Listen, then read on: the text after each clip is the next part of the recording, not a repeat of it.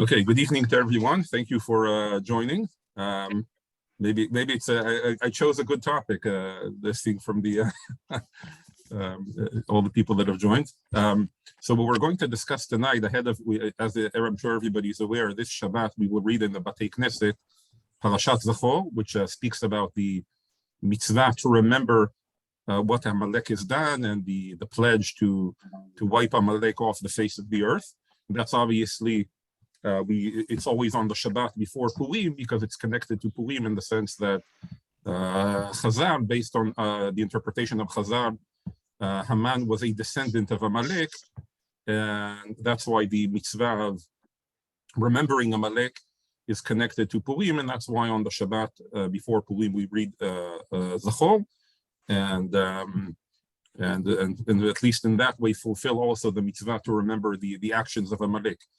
And what I would like to deal with tonight is the story of Amalek itself. This is not the actual text that we will read in the Batei Knesset this Shabbat. In other words, the story of what actually transpired between Amalek and the war appears in Sefer Shemot in Perek Yud Zayin, chapter 17.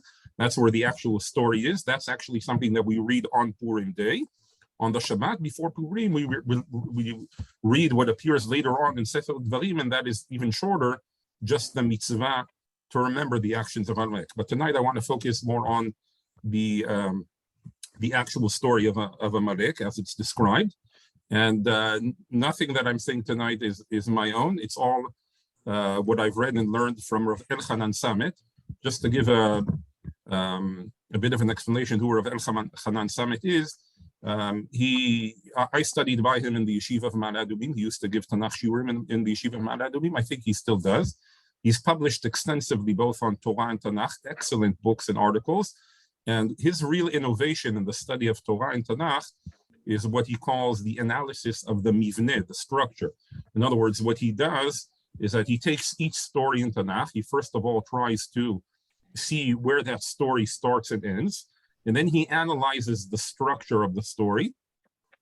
His usual method is splitting it into two halves, and then each half has its own sections. And what seems like a sort of a technical discussion on the structure, he's discovered incredible things about how the stories in Tanakh are structured, and from that he comes to a very deep analysis of the text, and some incredible things come out. Everything that he writes on is really gold, and especially on the story of Amalek, as I'll try in the brief time that we have tonight to share what he's written on that. I read it a few years ago, and I was just completely blown away by how he analyzed the structure of the story and some of the ideas that come out of it, and it's really incredible. So this was a good opportunity for myself to review that again and also hopefully share it with everybody tonight. Okay, so what we'll first do is we'll just read through the story, ask some basic questions that I'm sure anybody that reads the story has, and then we'll try to break down the structure of the story and see what comes out of that. Okay, so I'll share screen. Okay, so this is here we have in the Safaria website with the translation to English. So the story of Amalek, first of all, where does it appear in the context of the story? This is right after Am Yisrael came out of Mitzrayim. They came out of Egypt. They began, after the great miracles of the coming out of Egypt and the splitting of the sea, etc. They begin their travels in the desert. And with that, the troubles and the complaints starts. Right before this, they did not have water. And Moshe Rabbeinu, they complained. And then Moshe Rabbeinu hit the rock and the water come out and they all drank. And that was sort of the first trouble that they had, where, as it says, they said, Hayesh Hashem b'kirbeinu im ayin, that they were not sure, they had some disbelief whether Hashem is still with them. Right after that appears Amalek on the scene. And we'll read the verses. Vayavo Amalek vayilchem im Yisrael beRefidim. Amalek came and fought with Israel at Refidim. That was the name of the place that they were at. Vayomer Moshe Yoshua, בחר לנו אנשים בצא יילחם בעמלק, מחר אנוכי ניצב על ראש הגבעה ומטה האלוהים בידי. Moses says to Joshua, pick some troops for us to go out and do battle with Amalek. Tomorrow I will station myself on the top of the hill with the rod of God in my hand. ויעש יהושע כאשר אמר לו משה להילחם בעמלק, ומשה, אהרון וחור עלו ראש הגבעה. Joshua did as Moses told him and fought with Amalek, while Moses, Aaron, and Hur went up to the top of the hill. והיה כאשר ירים משה ידו וגבר ישראל, וכאשר יניח ידו וגבר עמלק. Then whenever Moses held up his hand, Israel prevailed, but whenever he let down his hand, Amalek prevailed. וידי משה כבדים, ויקחו אבן וישימו תחתה, וישב עליה, ואהרון וחור תמכו בידיו מזה אחד ומזה אחד, ויהי ידיו אמונה עד בוא השמש. But Moses' hands grew heavy, and so they took a stone and put it under him, and he sat on it. While Aaron and Hur, one on each side, supported his hands, thus his hands remained steady until the sunset. ויחלוש יהושע את עמלק ואת עמו לפי חרב, and Joshua overwhelmed the people of Amalek with the sword. ויאמר אדוני אל משה, כתוב זאת זיכרון בספר ושים באוזני יהושע, כי מחו אמחה את זכר עמלק מתחת השמיים. Then Hashem said to Moses, inscribe this in a document as a reminder and read it aloud to Joshua. I will utterly blot out the memory of Amalek from under heaven. ויבן משה מזבח ויקרא שמו אדוני ניסי, and Moses built an altar and named it Adonai Nisi. ויאמר כי יד על כסיה מלחמה לאדוני בעמלק מדור דור. He said it means hand upon the throne of Hashem. Hashem will be at war with Amalek throughout the ages. Okay, so it's a very short story, 9 verses, but I'm sure everyone has some questions because, at least to me, there seem to be quite a few puzzling things about the story. Anybody have any, anybody want to share what puzzles them about the story, what questions they have? I think there are a lot of peculiar things here.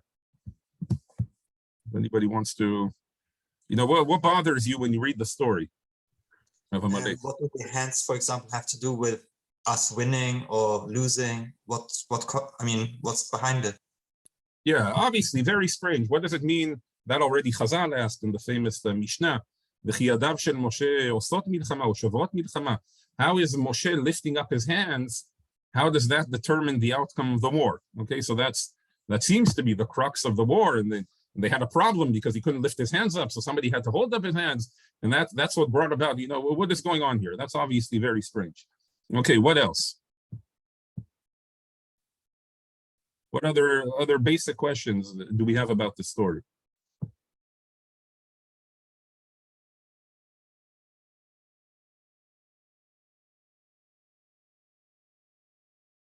Okay, so maybe I'll ask a few questions. First of all, one good question is, why is Amalek attacking Israel, right? What are they? What did they all of a sudden show up out of nowhere and attack Am Yisrael? What are they trying to achieve in this war? And why Amalek fight with Israel? Right, exactly. Why is Amalek fighting with Israel? What do they have to do? I'll just explain, Amalek, in terms of where they were located, we see this from other places in the Torah as well, they were located in the Negev, in the south of Israel. Now, Am Yisrael weren't near that yet. They had just exited Egypt. So they're not even close to Israel. We'll see later on, there was a war against Amalek. There is a war, there didn't take place a war later on in Amalek, much later, when the Mapilim, after the sin of the Meraglim, the spies, and the whole sin there, some of the people of Israel tried to enter Israel through the Negev, through the southern point, and then they met Amalek and they went to war with him. And that war they actually lost. But so that's understandable why then they were fighting Amalek. But right now they had just exited Egypt. So they're not even close to Amalek's territory yet. Why is Amalek coming? And it says, Vayavo Amalek. So Amalek came from somewhere. They weren't there. They came and they attacked Am Yisrael. What were they trying to achieve? Okay. Is it too far-fetched to say that they just exploited the opportunity to attack people that they thought might be weak or not prepared for war, and they just thought it's a good idea? No, it's clearly true that they were taking advantage of the fact that Am Yisrael were weak at that point. It says that in Sefer Dvarim, what we'll read on Shabbat, right? That they were tired during their travels in the desert. So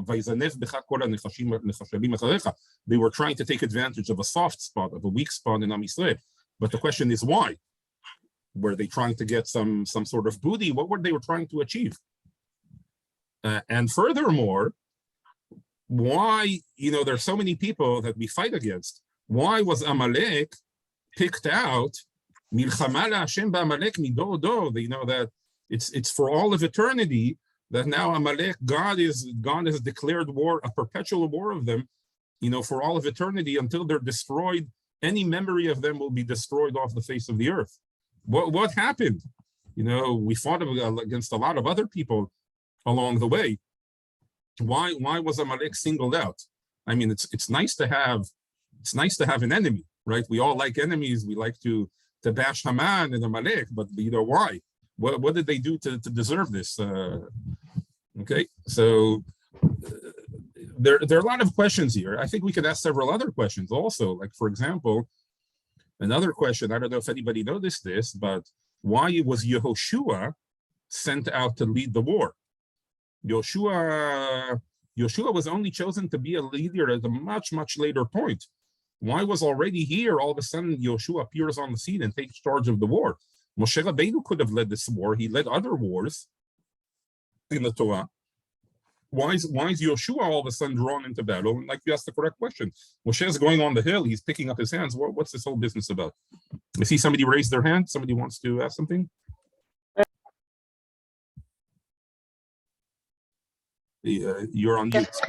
Yeah, we know that not everything necessarily is chronological in the Torah. Is it possible that they mentioned this even before chronologically it actually happened?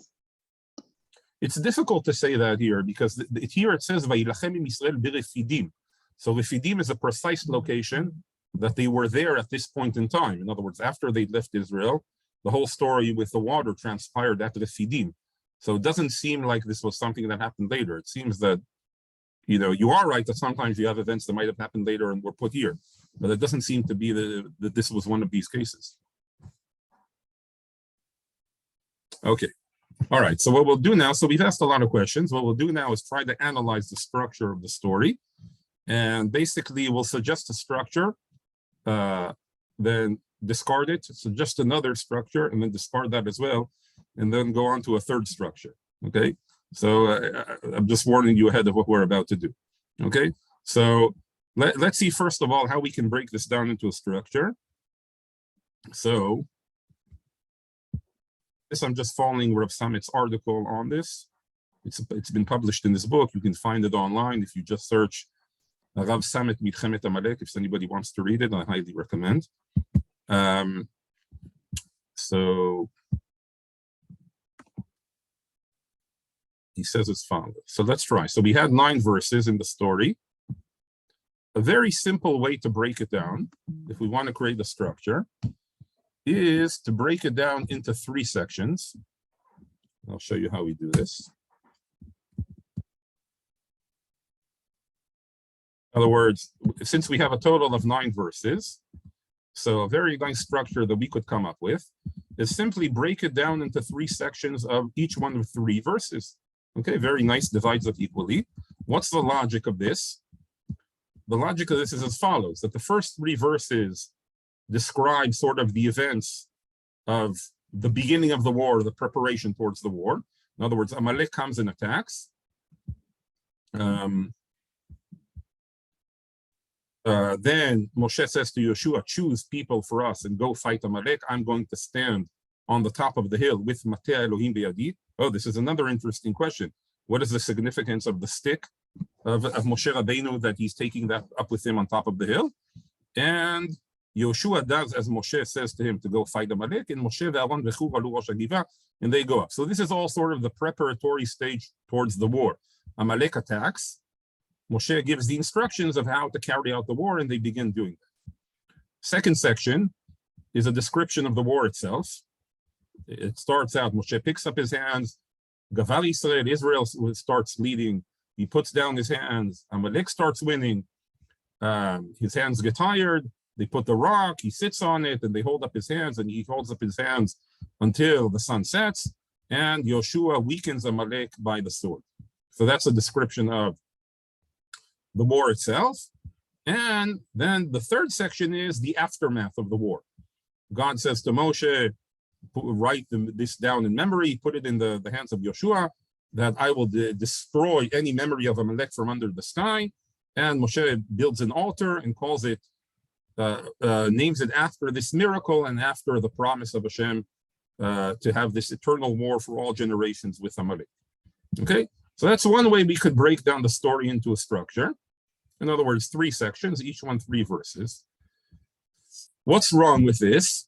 Nothing particularly wrong, but it's just not, it's not very informative. In other words, okay, great. So we've divided up into 3 sections: pre-war, the war itself, and the aftermath of the war, and that's all correct. But you know, it's something like, you know, it's all true, but it doesn't help you. Okay. In other words, it's just descriptive. It's not a structure. And when I show you the other possible structures, you'll see more what I mean. It's not a structure that tells you anything more about the story. It doesn't help us understand the story any better. It doesn't teach us what the message of the story is. It doesn't answer any of the questions that we have. So it's not a very helpful structure in that regard. Okay. So let's try and do a different structure.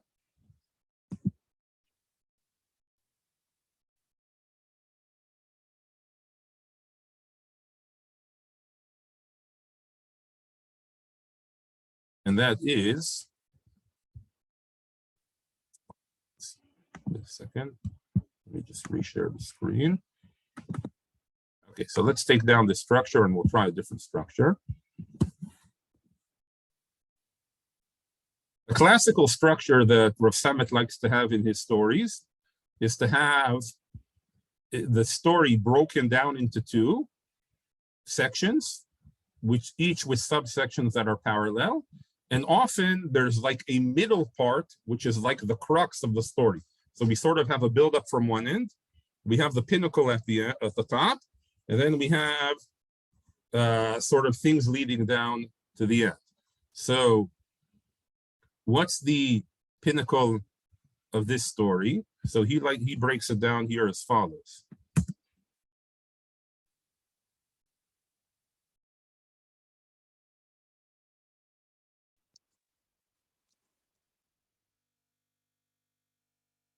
In other words, that it breaks down as follows. You have the pre-war. Let's give it one color. Just parallel to the aftermath of the war.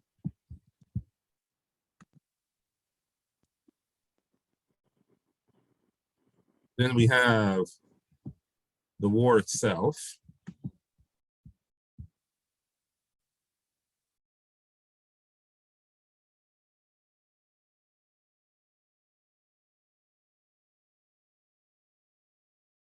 And then we have sort of the highlight of the war, the turning point, you could call it.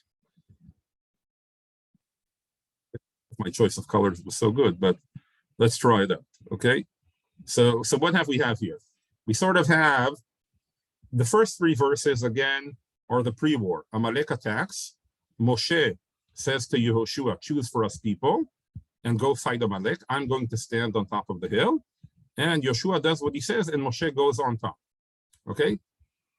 Now, this is a bit parallel. This is actually a nice structure because this first section seems parallel to the last section, which also involves Moshe and Yoshua. In other words, in the first part, Moshe says to Yoshua, choose for us people to go fight Amalek. And in the last section, we have Hashem says to Moshe, write this memory and put it in the ears of Yoshua, that I will destroy Amalek off the face of the earth. In other words, we have here an instruction to Yoshua now to go fight to Amalek. And we have parallel to that in the aftermath of the war, Moshe instructing Yoshua to keep the memory of Amalek, that you know Hashem will continue this perpetual war for in the future again against Amalek.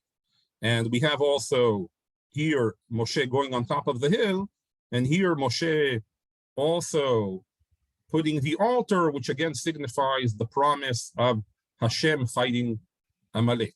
So this first three verses is parallel to these three verses as well. We have here the green ones, which are also parallel. Here it's the description of the war at the first stage of the war, which is it was a seesaw between Am Yisrael and Amalek.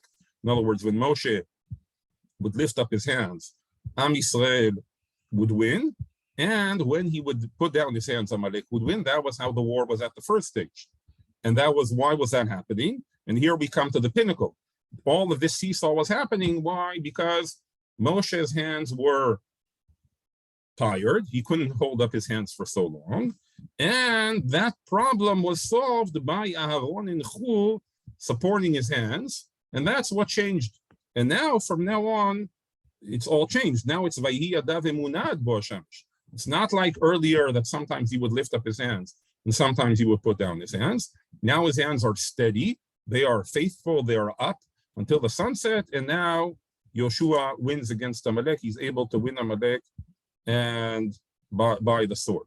Okay, so this is a very nice structure as well, because it has the again the beginning of the war being very nicely parallel to the aftermath of the war. It has the parallel between how the war was being handled in the first stage and how it was handled in the second stage. And the crux of the whole event, or the turning point of the event, is the highlight here in the middle, which is the solution for the tired hands of Moshe, which really was the pivot upon which the direction that the war was headed turned. Okay. Also, he does here something nice. Does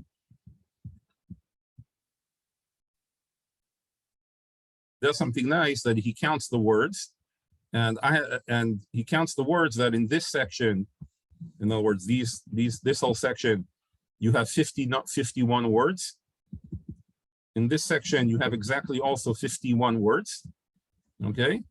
And in the middle, in the pinnacle, you have 17 words, which is exactly a third of 51. So we have also a very nice mathematical word count supporting this structure, okay? All right, but although we seem to have a better structure, which sort of, what this structure has helped us, it sort of puts more of a focus on the crux of the war. What was the turning point of the war? The turning point of the war was the solution to the hands of Moshe, okay? And that seems to, now we've put that at the centerpiece of the war.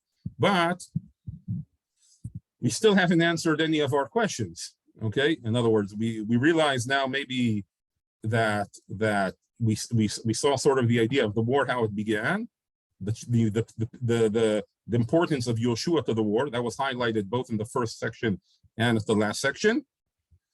And sort of the highlight of the war, the whole war became focused on the hands of Moshe at the top of the hill. And once that problem was solved, then the war changed direction. But we still haven't yet gone into the bottom of things. Okay, we still don't know why Amalek has attacked. We don't know why it's all dependent on the hands of Moshe, and why there's this perpetual war against Amalek. Okay, so to try to answer that, we'll move on to a third structure that Rav Samet suggests. But before we do that, we'll first try to explain what was the logic of Amalek attacking. So again, as I mentioned earlier, Amalek was located at the southern point of Israel. What is their business to go and attack Am Yisrael, which is quite far away, just having left Egypt? So a very probable explanation, and this is the one Rav Samet likes to focus on. It's already alluded to in Chazal, but it was stated very clearly by Kasuto in his explanation, is that Amalek knew that Am Yisrael was headed from Egypt to Eretz Yisrael. They were aware that that was their destination, okay? And that because, it became well known, as we see in the Torah itself, due to everything that happened with the Egyptians and Am Yisrael leaving and their roots being in Israel, that's where they originally originated from. Amalek realized that they were on their way to Israel. And what was Amalek trying to do? Amalek said to themselves, instead of waiting till they arrived to Israel, okay, and then fighting them on our ground. We can attack them now when they've just left Egypt. Why is it better to attack them now? Because now they're traveling in the desert and they're weak, okay? And that's exactly what it says in the Torah, as we'll read on Shabbat. In other words, Amalek comes and they attack Am Yisrael at their weak point. And rather than waiting for Am Yisrael to arrive to Israel and then fighting them on their turf, they can hit them now when they're traveling in the desert. And they're not so strong. They're tired from the travels in the desert. It's difficult to travel in the desert. And that's what Amalek was doing. He was attacking all the people that were stranded behind, the weak people. In other words, Amalek was trying to focus on the weak point of Israel. Now, why is that so terrible? I mean, it's obviously terrible, but what is that from Hashem's perspective? What makes it so terrible? Because Amalek is posing a real threat to Hashem's plans to get Am Yisrael to Israel. In other words, Hashem has a plan. What's the plan? To leave, Am Yisrael need to exit Mitzrayim, and they need from there to travel all the way to Israel, and that will fulfill, there will be the giving of the Torah on the way, and then ultimately they will conquer the land of Israel, and there's a whole process that's supposed to happen here, and that will fulfill the covenant with the Avot, and etc. This is all Hashem's master plan for the world, okay? And here Amalek is coming, and they're posing a real threat to disrupt Hashem's great plan, okay? And they're doing it effectively because they're actually attacking sort of the Am Yisrael at their weakest point when they've just left Egypt. You know, they're just escaped slaves. They haven't yet built themselves up. They've got all their problems in the desert as well. They're weak. And Amalek is posing a real threat, okay? So that's the danger of the attack of Amalek, okay? Now, once we understand that, we can also answer another question, and that is, why was Yehoshua chosen to fight this war? Okay, and this is very interesting, because once we understand that Amalek, the attack of Amalek was really sort of a preemptive strike of Amalek, because they knew Am Yisrael were headed to Eretz Yisrael, this actually is already a war regarding the land of Israel. In other words, Amalek is attacking them because they know they're on their way to Eretz Yisrael and they feel threatened by that. And that's why they're preempting the strike. But if this is a war against one of the nations that in Israel, the one who's really charged with that is Yehoshua, because Moshe Rabbeinu is not destined to enter the land of Israel. All the wars of what we call Kibush Haaretz, the conquering of the land of Israel, those are the job of Yehoshua. And Amalek is one of those nations that Yehoshua needs to conquer in the land of Israel. They've just jumped the gun and they've arrived on the scene earlier than they were supposed to by going out of their way to attack Am Yisrael on their way out for Egypt. But that's why this is really a war for Yehoshua to handle, because Yehoshua is the one that's ultimately going to lead the battle against the nations in Israel. Okay? All right. Everybody okay so far? Okay, good. So now let's look at a third structure. Okay, and this, when I saw this, I was just blown away. So I'll show it to you. I've copied this directly from his article. Take a look at this. Let me make it bigger. I hope everybody can see it.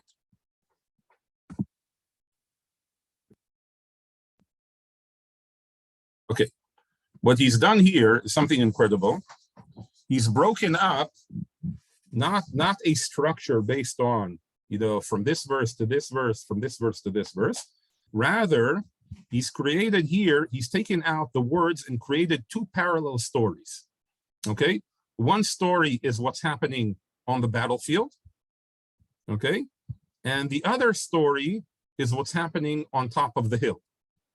Okay, and from each verse you have certain words that are describing what's happening on the battlefield, and certain words that are describing what's happening on the top of the hill. Okay, and also mathematically this breaks down beautifully, because you have in one column 60 words and the other column 59 words. Okay, so mathematically it also divides up as precisely as possible for an odd number of words.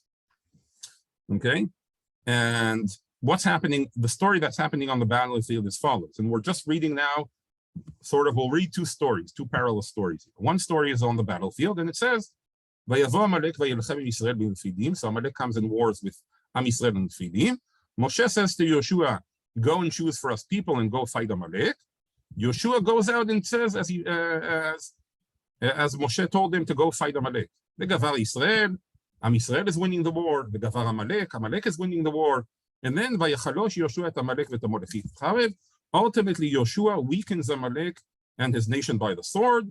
And Hashem says to Moshe, put this memory in the book and put it in the ears of Yoshua that I will eradicate Amalek off the face of the earth. There will be a war between Hashem and Amalek for all generations. Okay? We've just read a very coherent story, even though we omitted a lot of words out of the story. But this is a very coherent story. And this describes precisely all the events that are happening on the battlefield. Okay, Amalek comes and attacks. Yoshua is told to go lead the war. The war, there's a back and forth. Ultimately, Yoshua conquers, and Hashem declares this eternal war against Amalek. Very nice. All that is what's happened on the battlefield. What's happening on top of the hill? So he says, I'm standing on top of the hill. I'll have the stick of Hashem in my hands. And Moshe, Aaron, and Hur, they all go up on top of the hill. And Moshe lifts up his hands. He puts down his hands. His hands are heavy. They put the rock and they hold up his hands, and his hands are there until sunset. And then Moshe builds the altar and calls it Hashem is my miracle and the oath of Hashem. Okay? Now, is this story on the top of the hill, is it coherent on its own? Does it make any sense on its own? No, it doesn't make any sense. The story of what's happening in the battlefield makes perfect sense, right? We could have read the story without this whole story of transpiring on the top of the hill, and it would have made sense to us. What's happening on the top of the hill doesn't make sense without the context of the story, okay? Because otherwise it's very perplexing. What's he doing lifting up his hands going up and down? It doesn't make any sense. The top of the hill part of the story only makes sense because of its effect on what's happening on the battlefield. In other words, Moshe is going up on top of the hill. When he lifts his hands, then, and this is why he put in these arrows, that has the effect of Am Yisrael winning. When he puts down his hands, that has the effect of Amalek winning. So there's a problem here. They solve the problem of the hands, and then it leads to the ultimate victory on the battlefield. Okay, very nice. Okay, how does this all help us understand the story of Amalek and what's going on? Okay, so first of all, also I'll point out another literary item that he points out here, and this is the concept of milah mancha, a word that repeats itself a lot. Okay, this is something that I think Martin Buber was the first one to coin this, and Nechama Leibowitz used to also teach about this a lot in her analysis of Parashat Shavua. And that is a word that repeats itself often, and oftentimes the amount of times that word will appear in a section is 7 times. So the key word, the milah mancha in the battlefields part of the story, is Amalek. As you can see, he highlighted here, 1, 2, 3, 4, 5, 6, 7. Okay, that's the key word here in the battlefield part of the story. What's the milah mancha, the key word in the hill part of the story? The word is yad, hand. It also appears 7 times. Mata Elohim biyadi, vayakar Moshe yado, v'chasher yaniach yado, v'yedei Moshe kvedim, Aaron v'chur tamchu biyada, v'hi yada v'munat bo hashamesh. And it says at the end, ki yad al kesiyah, 7 times. Okay, so the hand is very significant in the heavenly part of the story. Okay, what is the meaning of the hand here? Okay, so that's that. This is already all an incredible discovery, but it only becomes clear once you've divided up the story in this incredible way. Okay, so what is the meaning of all this? Okay, so this is what I'll try to explain now, and this is what he describes in this article. essentially, if we think about it, what is the difference between, again, we've said that this war doesn't really belong here. It belongs really to the conquering of the land of Israel. It only appears here because Amalek sort of made this preemptive strike because they knew Am Yisrael was destined to arrive to Israel. But really, this war belongs not to these people who are now leaving Egypt. It really belongs to a later time when they were supposed to conquer the land of Israel, and that's why Yehoshua is in charge of this war. What is the difference between the wars of the conquering of the land of Israel as opposed to, let's say, the previous war against Mitzrayim? What is the difference between those two? So if we look at the previous war, what was the war that comes right before Amalek? The war that comes right before Amalek is the war against the Egyptians. How did that war take place? Did Am Yisrael need to do anything in that war? What was their activity in that war? Nothing. Hashem yilachem lachem, it says on the splitting of the sea, it says very clearly in the Torah, Hashem yilachem lachem v'atem tacharishun. God will fight for you, you will be silent. In other words, the first stage of the exit from Egypt, Am Yisrael, they don't need to do anything. They're completely passive. All they need to do is follow Hashem. Hashem handles the war for them. He brings in the Amud Anan, the cloud, the pillar of fire. He draws the Egyptians into the sea. He closes the sea on them. All they need to do is just follow Hashem, go into the sea when he tells them, march wherever they need to march. They don't need to fight at all. The fight is done in a completely miraculous way by Hashem. And one of the key words in that story is Yad Hashem, and also the Mateh, the stick of Moshe. Moshe, both the splitting of the sea and also a lot of the miracles of the plagues in Egypt, they were done by the stick, Moshe taking in his hand the stick, lifting it up, and everybody realizes that Moshe does that. That's really Yad Hashem. It appears in many verses. We speak about it in the Haggadah Shel Pesach on Passover night. You see, they saw the hands of Hashem fighting for them against the Egyptians. That is the significance of the hand. When they come to Israel, it's no longer supposed to be that way. And when they come to Israel, now they're asked, no more miraculous Hashem fighting for you. You have to build an army and you have to go fight. Okay. However, even when they're fighting, there's no grand miracle, but obviously they can only win in the war if God is with them. Okay, and we see that regarding certain wars, like for example, the Mapilim, that went to go to war against the commandment of Hashem, they lost that war. Hashem was not with them. Even though it was an earthly war, they cannot win without Hashem being with them. Yoshua, he only won in the wars that Hashem was with him. When there was a war, when they had sinned and Hashem was not with them, they would lose that war. So also the earthly wars are also dependent on Hashem being with them. What is unique about this war against Amalek? What's unique about this war against Amalek is that on the one hand, it belongs to the type of wars that of the land of Israel. It's not a war like against the Egyptians that is going to be fought miraculously by Hashem. They need to go fight it because this belongs to the type of wars against Israel, of the conquering of the land of Israel, that they need to do themselves, not Hashem yilachem lachem v'atem techazishun. Rather, you need to take people and go and fight. But on the other hand, where is it located in history? It's still located in terms of the time when Moshe Rabbeinu is still around and the stick is still there. Okay? In other words, there is the Moshe Rabbeinu is there, who's the connection to Hashem, and he's the one that brings out the miracles of Hashem.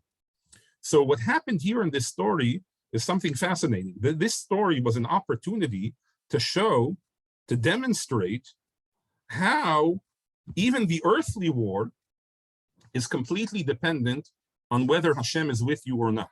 And that's how this was demonstrated by these two events happening in parallel, one on the battlefield and the other Moshe on the top of the hill. So on the one hand, we do have Yoshua leading the war and fighting the war, just as he would do many years later when they went to actually conquer the land of Israel, because again, this is a war that belongs to the conquering of the land of Israel. It's again against Amalek, which is a nation that lives in the land of Israel. But on the other hand, Moshe Rabbeinu is still around. So it's an opportunity to show how the success of Yoshua in the earthly war and the physical war of the soldiers is dependent on God being with them. And that's why Moshe, parallel to that, he goes on top of the hill and he goes with Mateh Elohim Biyadi, the stick that demonstrates Yad Hashem. And that's the focus of the hands of Moshe. Because of the hands of Moshe, they represent the hand of Moshe, the hands of Hashem fighting for them. And when the hands are lifted up, which demonstrates that Hashem is with them, and Hashem being with them is dependent on their belief. Like Chazal say, when Moshe would lift up his hands, Am Yisrael would believe in their hearts, and then Hashem would be with him, and they would be able to win the earthly war. And when he puts down his hands, it means Hashem is not with them. They've lost their faith, and Hashem is not with them, and they lose the war. Okay, so that's the idea of the structure of these two events happening parallel. In other words, there's this earthly war, which is perfectly plausible and can be understood on its own, but the Torah is telling us no. To really understand what's happening on the battlefield, you have to understand what's happening on the top of the hill.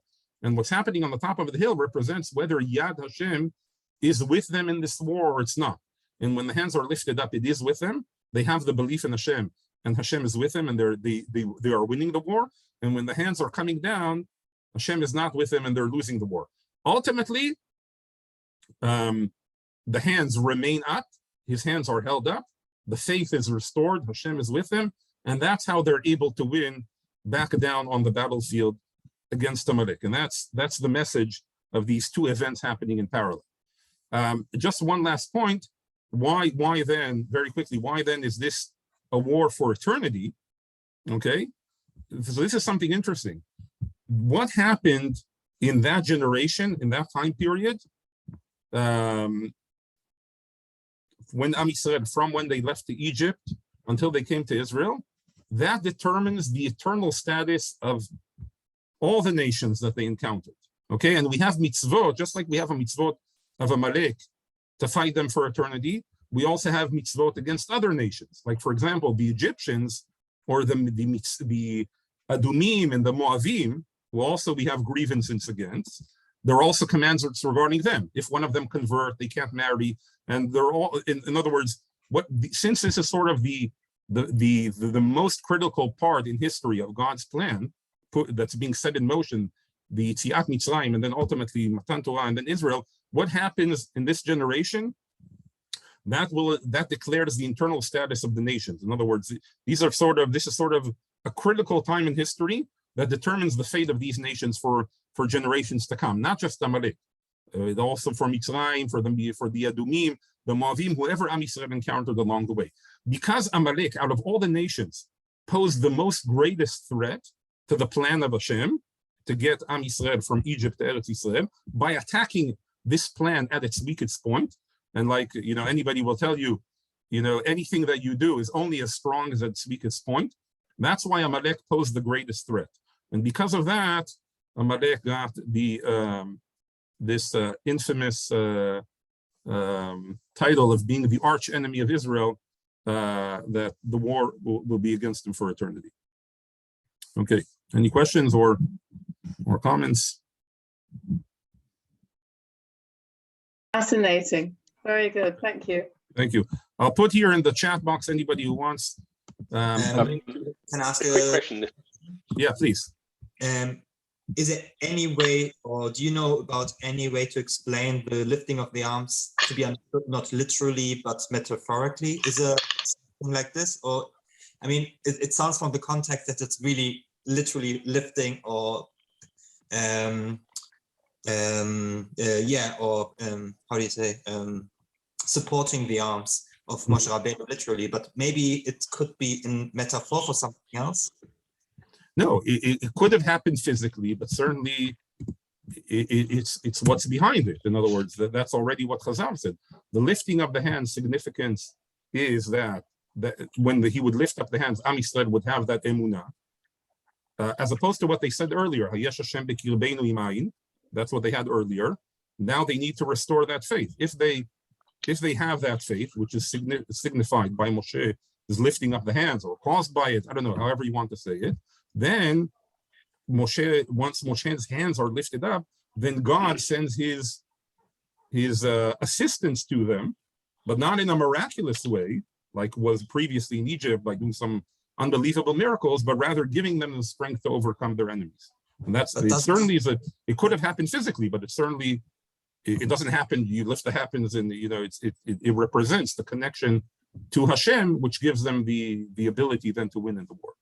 Does mean that there are two factors here. So once Am Yisrael does have to have faith, but that's not sufficient. He also has to lift his hands. And even if he lifts his hands, but Am Yisrael hasn't got faith, it wouldn't have helped either. So it has to be two things.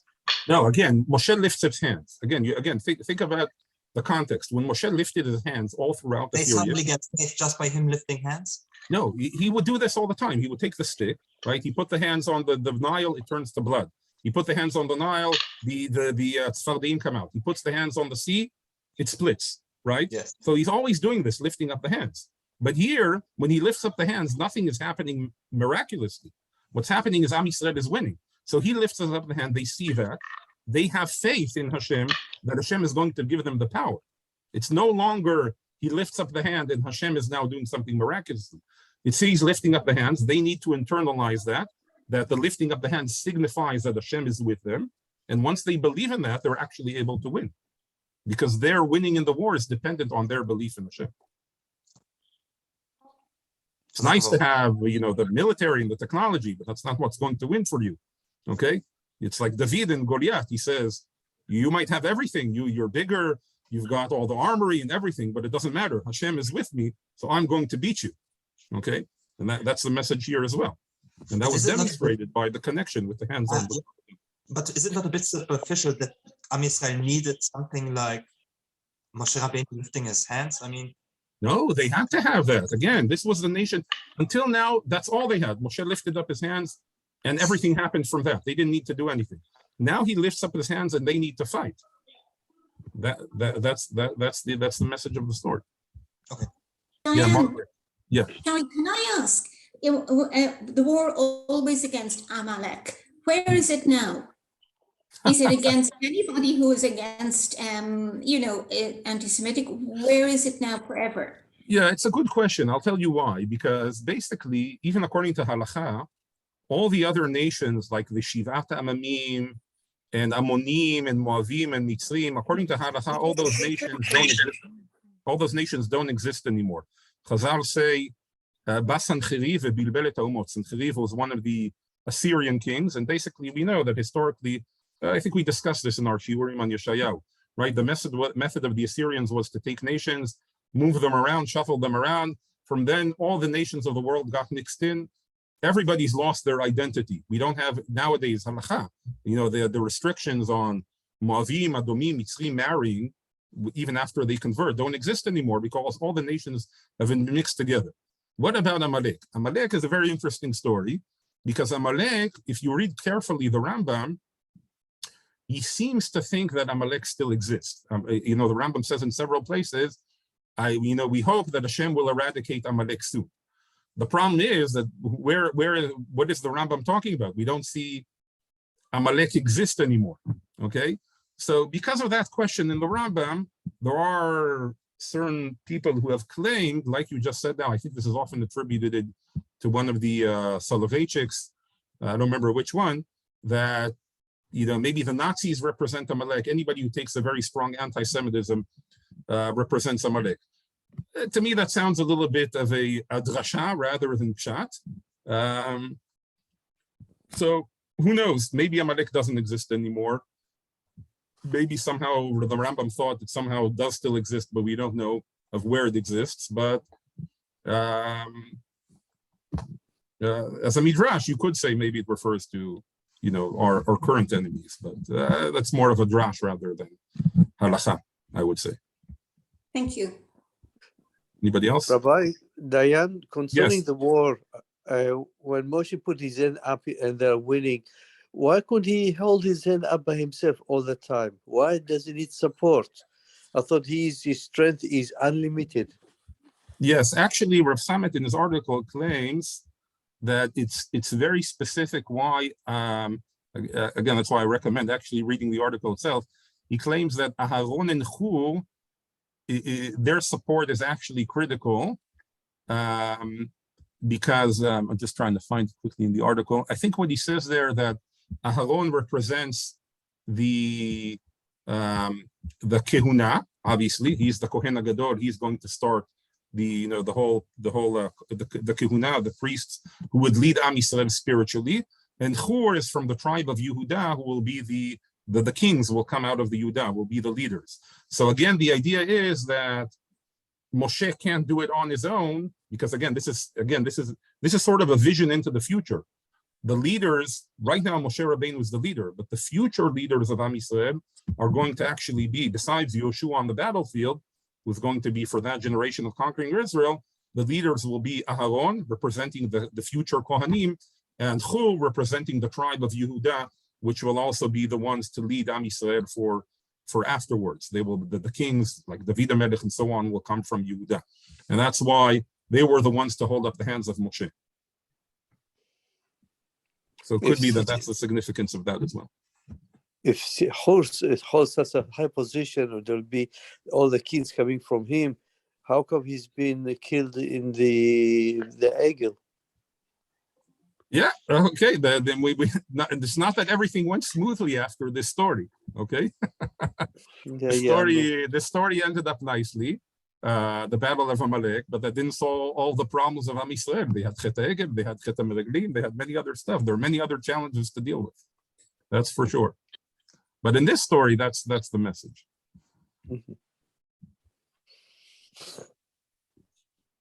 Right. Okay. Right. Rabbi, one quick question from me. Yes, please. Go ahead. I think what I always found difficult about the story is it almost seems that simultaneously the whole of Am Yisrael lose faith when Moshe's hands come down. I mean, right. You would have thought that, as they see themselves prevailing, mm-hmm. they don't need to look back up to see the hands of Moshe are up or not up. They see when they have faith in Hashem, they prevail. So if his hands come down, they could still carry on having faith in Hashem. I mean, the kind of direct cause and effect I find difficult. Yeah, look, I don't know exactly what happened on that day in the battlefield, but I think sort of if we think of, the main message that comes out of the story, again, the main message is sort of that movement from the vision of how it was when they came out of Egypt, where it's just all miraculously done by Hashem. And that's not supposed to be forever. That was always going to be something temporary. And from that, you have to lead to even the natural events, seeing how that they're dependent on Hashem. And that's what this battle showed. This battle showed it very clearly between the connection between the hands on the hill and what happened down on the battlefield. Obviously, later on, it's not going to be so evident, right? And like that's a message that comes out throughout the Torah about, during the desert, you were fed the man. So it's very clear that the food that you receive comes from Hashem. But when you're in Israel and you're working the land and it's your achievements, it's not so clear that it's coming from Hashem. But you have to realize that. So this war gave that opportunity to see that. Okay, afterwards, it's not so evident. We have to believe in that. Purim is also about that, right? Purim, the story of the Megillah doesn't mention Hashem's name once, but you have to realize that it didn't happen by chance. Hashem was pulling all the strings. The whole story of Vashti and placing Esther, that didn't happen by chance. And they had to realize that. That's what Mordechai said to Esther. Why are you here? It's not by chance. Hashem has put you here. But now it's your responsibility to act on it. If you don't act on it, Hashem will find another way to save, but atu beit avich tavedi. So, but here, this war was an opportunity to show it, that connection very clearly between what was happening on top of the hill and what was happening below on the battlefield. Later on, it's not going to be so clear. The vision is not going to be so clear, and it'll be a lot more dependent on the people's faith. Thank you. Okay, thank you so much, everybody, and I wish everybody a beautiful Shabbat Zachor and a very joyous Purim as well. Uda.